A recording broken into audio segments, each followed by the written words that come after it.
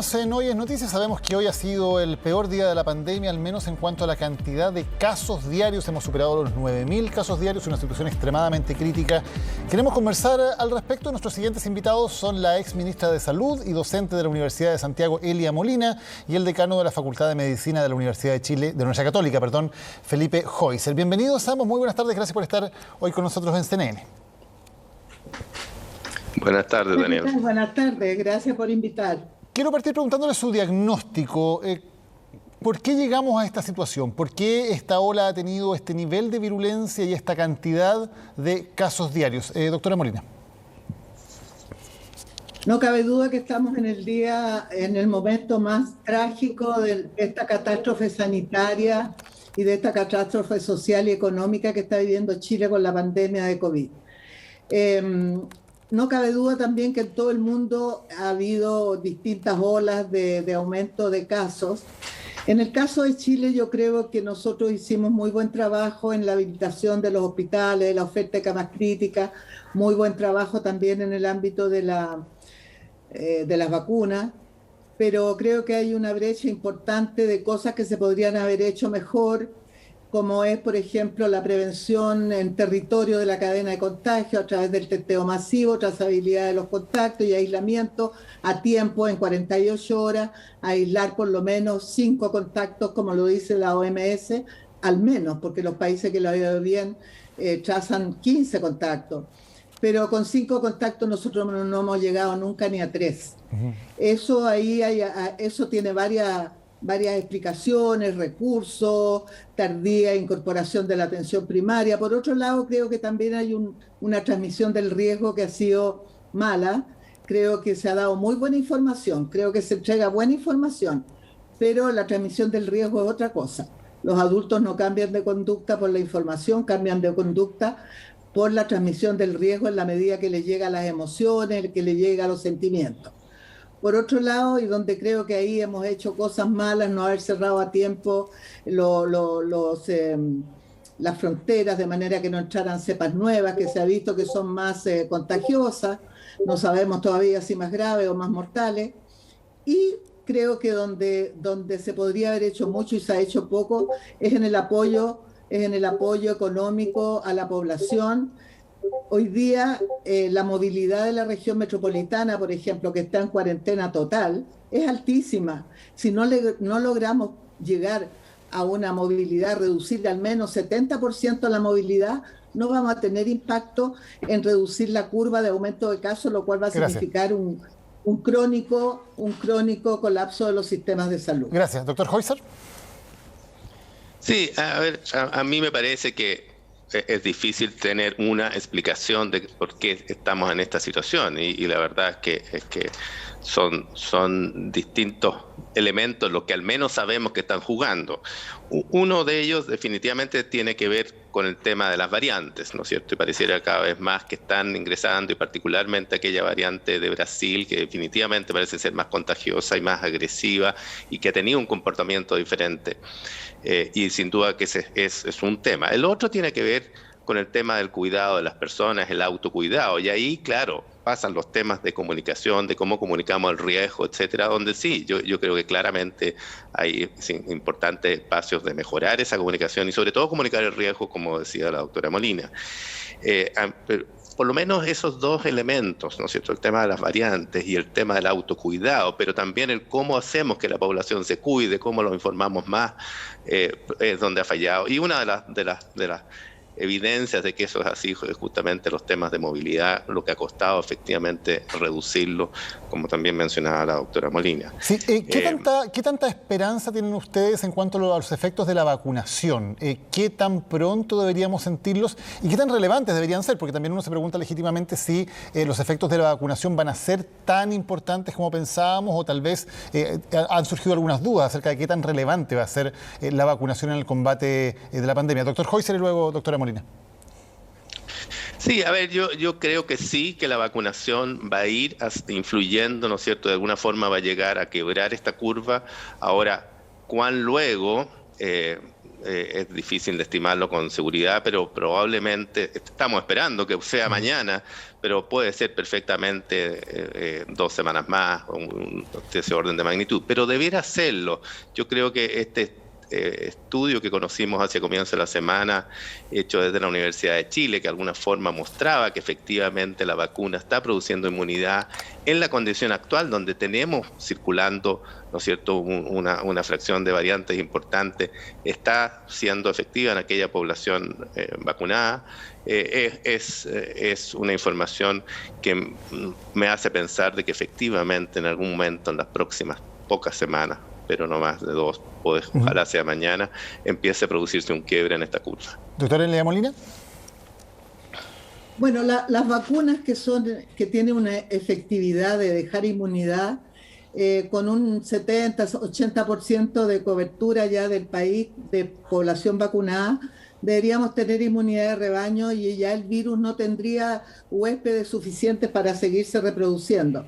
Pero las vacunas que estamos usando, siendo buenas, son todas buenas, sin embargo, todavía por el escaso tiempo que ha tenido la fase 3 para ver el tiempo que dura la inmunidad y qué tipo de inmunidad genera, y los estudios han mostrado de que si bien al parecer nos deja inmune de tener cuadros graves, no nos deja inmune de contagiarnos. Entonces, de alguna manera hay harta incertidumbre. Ahora, cuando la cobertura de vacuna aumente, y llegue a la gente joven, yo creo que lo que vamos a tener es un tremendo alivio en los hospitales, que están los centros de salud, todo lo que tiene que ver con camas críticas, ventiladores, se va a ver aliviado, porque si los cuadros son más leves, entonces vamos a lo mejor a tener muchos casos, pero si tenemos muchos casos y no son casos graves, tampoco es algo terrible. Si el problema ahora es que hay prácticamente un colapso, hay sobre el 95% de las camas promedio ocupadas en el país.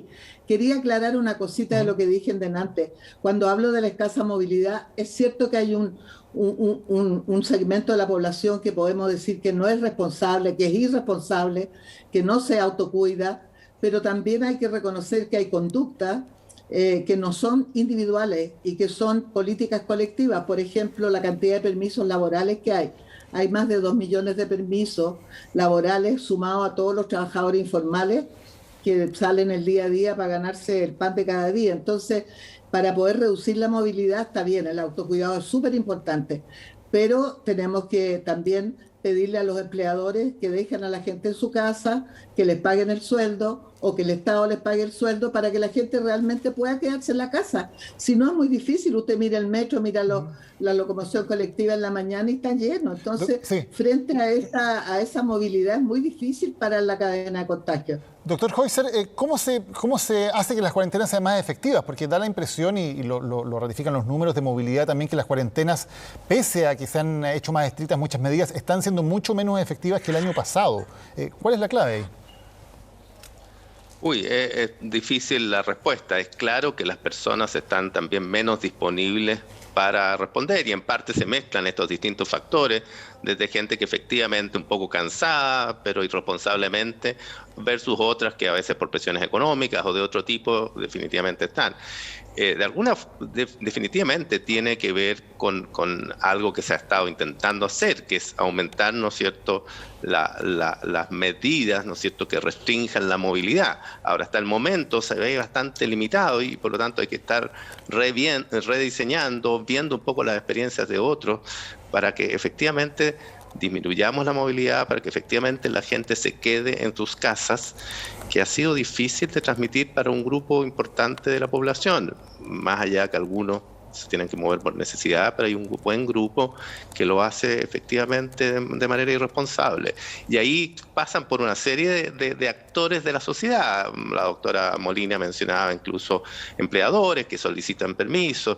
Yo creo que aquí el esfuerzo tiene que ser para que efectivamente el mínimo de personas se movilicen y no estar buscando la fórmula de saltarse, ¿no es cierto?, las medidas que se están tomando desde la autoridad sanitaria para restringir el movimiento. Y yo creo que ahí hay un espacio importante de mejorar también la responsabilidad para que efectivamente los distintos actores sigan esas instrucciones y las nuevas que efectivamente haya que tomar para limitar la movilidad. Hay un tema de normas, hay también un tema de responsabilidad, lo podemos ver en las calles con una gran cantidad de personas, sea por motivos laborales, con permiso, sea sin permiso, sea porque personas que tienen que buscar de alguna manera un sustento están de todas formas en las calles. ¿Y cuál sería la fórmula entonces, doctora Molina, para intentar subsanar eso y para hacer que las cuarentenas sean efectivamente cuarentenas y que efectivamente permitan reducir de manera drástica la movilidad en grandes ciudades como por ejemplo Santiago?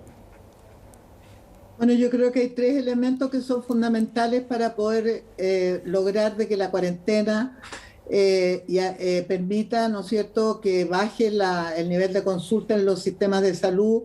Tenemos una alta mortalidad todos los días se cae un avión lleno de gente en Chile y pareciera que sea algo normal, como que todos los días se tenga que caer un avión lleno de personas. Entonces creo yo que por un lado tiene que el gobierno abrirse bien el bolsillo. Hay varios premios Nobel de Economía que han dado las evidencias de que cómo los países que han sido más generosos en términos de suplir las necesidades básicas de las personas han tenido mejor resultado en el manejo de la pandemia y también en la recuperación económica. Por lo tanto, creo que no es el momento de estar tramitando bonos, sino que yo creo que aquí hay que hacer en forma universal una entrega de recursos a la clase media y a la clase media baja. Por otro lado, creo que hay que darle un impulso tremendo con recursos, con logística, con planificación, a un testeo masivo, a una trazabilidad de al menos 5 contactos por cada PCR positivo, y con el número que hay de PCR positivos no es una tarea fácil, pero hay que hacerla, porque es la única manera de cortar la cadena de contagio, pudiendo aislar a tiempo, antes de 48 horas, a estos contactos. Entonces eso implica entregarle recursos a la autoridad sanitaria, a la atención primaria para poder hacerlo.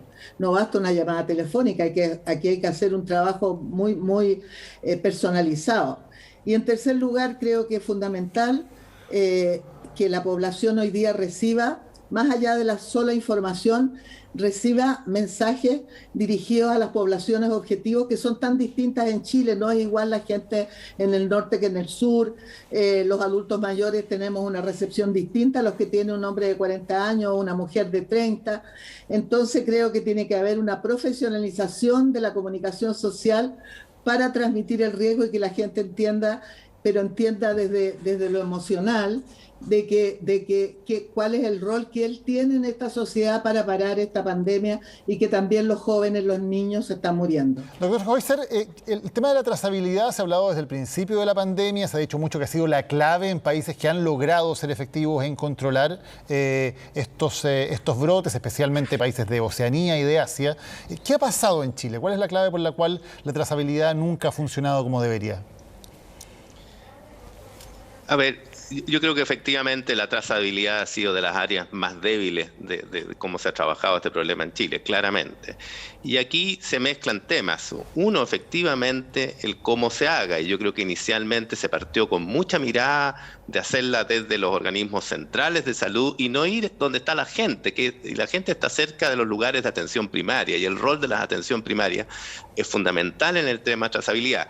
Yo creo que de a poco se ha ido entendiendo y ha ido migrando. Así todo ha sido insuficiente, pero definitivamente ahí hay un elemento importante de entregar a los que están más cerca de la población un rol importante en los temas de trazabilidad.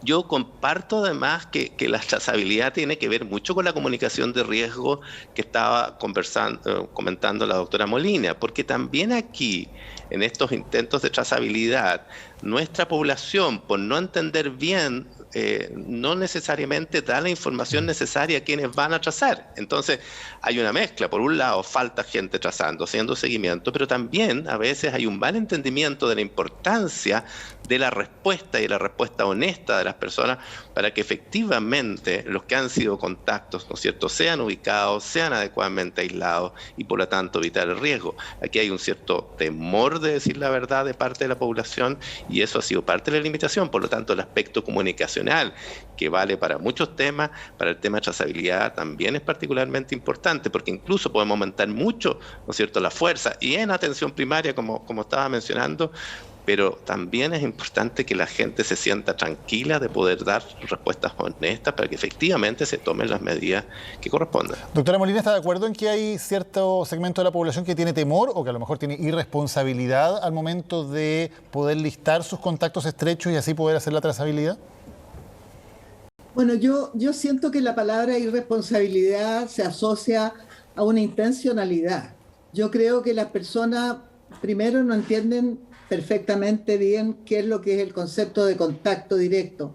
¿Cómo será que el número de contactos que se traza no sobrepasa 2,8 y eso es mucho menos que incluso la gente que vive en la casa de uno? Entonces quiere decir que aquí hay errores conceptuales, hay un poco de temor, yo creo, por el hecho de que crea que los tienen que llevar a un lugar de aislamiento ajeno al hogar, lo cual no es así, porque si tú puedes quedarte en tu casa, todos los de la casa deben quedarse adentro de su casa, no tienen para qué ir a una zona especial. Pero creo que hay prejuicios con respecto, yo llamaría prejuicios más que irresponsabilidad, el hecho de decir todos los contactos, de a lo mejor de ofender a otra persona por nombrarlo como contacto. Creo que hay ahí algo que hay que desatar ese nudo conceptual y que se entienda la importancia de los contactos y que esos contactos no van a sufrir ningún castigo. Van a tener una licencia médica si trabajan, van a tener su casa para quedarse, si no tienen donde quedarse va a haber una residencia sanitaria, las condiciones están, pero eso tiene que trabajarse en forma multifactorial, porque el factor personal a través de la comunicación, en fin, también el factor local, en las comunidades, los jefes de junta de vecinos, las organizaciones sociales, los equipos de salud, tienen que trabajar con las comunidades para explicarles cara a cara, lo más cercanamente posible, pues no podemos cara a cara hoy día, pero yo me refiero lo más cercanamente posible, la posibilidad y también tiene que haber visita domiciliaria a los hogares donde hay PCR positivos para poder detectar con quién vive esa persona y que si alguno no quiere mantener su privacidad porque puede perder el trabajo si no va a trabajar. Entonces lo importante también es que el gobierno haga un llamado, no sé si se puede exigir, pero que haga un llamado a las organizaciones públicas y privadas que están haciendo ir a trabajar a sus trabajadores en un periodo en que esto debe reducirse al mínimo, solamente aquellas acciones que sean muy elementales, muy simples, que no se puedan dejar de hacer, como es el caso de los trabajadores de la salud, de los que trabajan en el área de alimentos, los que trabajan en el área del aseo, son farmacias, por supuesto, medicamentos. Entonces, pero si uno lograra centralizar en un solo grupo de actividades esenciales, no le quepa duda que podríamos reducir la movilidad a un 80%. Sí, de lo que tenemos ahora. Y eso es la solución, no hay otra. Sí. Y la plata también. Usted lo decía antes. Y poder entregarle recursos a la gente. Sí, lo decían antes. Todavía la curva no se ha quebrado. Estamos esperando que ocurra, digamos, que comiencen a bajar al menos el promedio semanal de casos, el número de casos que estamos viendo que todavía es lamentablemente muy alto. La situación en las UCI sigue siendo absolutamente límite, absolutamente crítica. Y se han postergado las elecciones, que iban a ser mañana y pasado mañana. Se han postergado 5 semanas. ¿Es suficiente esa postergación con los datos que tenemos hoy? ¿O es posible que dentro de algunas semanas tengamos que pensar nuevamente en si es necesario cambiar la fecha de la elección? ¿Es una fecha segura la de mayo con los datos que tenemos hoy, doctor Heuser? A ver, a mí me parece que es necesario ver claramente un quiebre y una tendencia franca al descenso para que sea seguro. Todavía eso es posible, ya decíamos que esperamos que ojalá mañana se inicie ese quiebre y comience ese descenso. Sin embargo, si nos toma 2 semanas más, 3 semanas más, se va a ver muy difícil que efectivamente esa elecciones puedan ser llevadas a cabo en forma segura. Y por lo tanto, como digo, es fundamental ver una clara tendencia, como digo, no solo el quiebre, sino que una clara tendencia hacia abajo del número de casos nuevos para que efectivamente puedan llevarse a cabo en forma segura. Doctora Molina.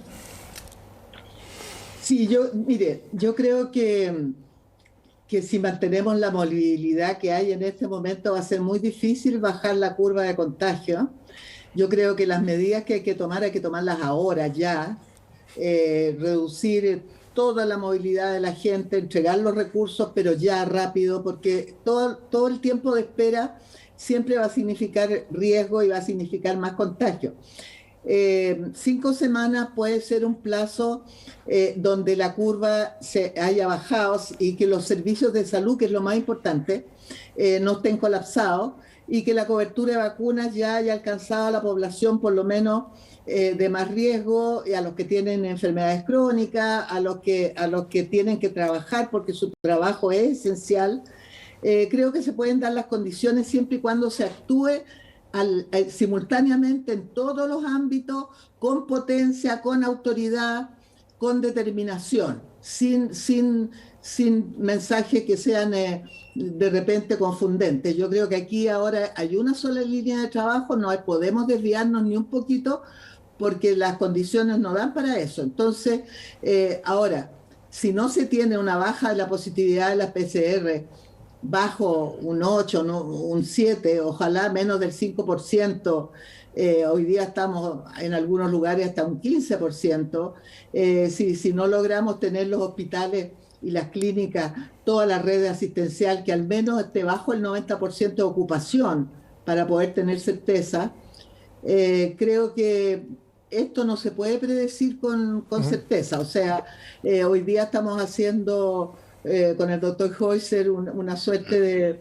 de pronóstico, si se dan ciertas condiciones podríamos tener determinados resultados, pero poder predecir hoy día sin saber exactamente cuáles van a ser las medidas que se van a tomar para que se reduzca la movilidad, se aumente la detección de contactos, se mejore la transmisión y se le entregue recursos a la gente, de eso depende, solamente de eso. Muchas gracias, doctora Elia Molina. Doctor Felipe Heuser, muchas gracias por habernos acompañado hoy en CNN, entregándonos más antecedentes. Muchas gracias a ti por invitarnos y un gusto estar con el doctor Heuser, yo en un panel, porque lo quiero muchísimo. Muchas gracias. Muchas gracias, Daniel. Muchas gracias, Elia. Un gusto. Muy muchas buenas gracias. Tardes.